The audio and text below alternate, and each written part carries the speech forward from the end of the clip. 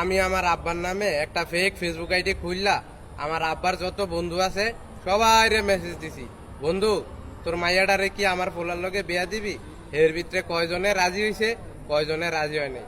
এরপরে আজকে সকালে আমার আব্বারে হেরা বাজারও পাইয়া এই কথা উড়াইছে। পরে আমার আব্বা কয়, কি ব্যাপার, আমার তো কোনো ফেসবুক আইডি নেই, তোরা কার লগে কথা কইলি, কার কাছে মাইয়া বিয়া দিয়া দিতে চাইলি, কিছুই তো বুঝলাম না।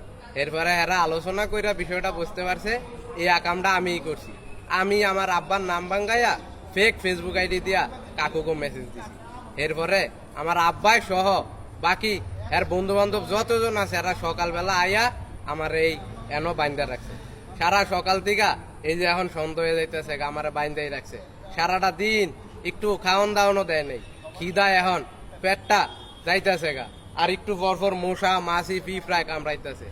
তারা আমি কি এমন অপরাধ করছি যে এই ভয়াবহ শাস্তিটা তারা আমারে দিতেছে?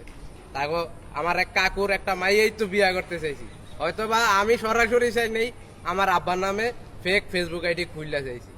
এতে কি আমার অপরাধ হয়ে গেল? এখন দিই হ্যাগর লগে আমার আব্বাইও যোগ দিছে, আমার মিল্লা জিল্লা এনো বাইন্দা রেখে গেছে।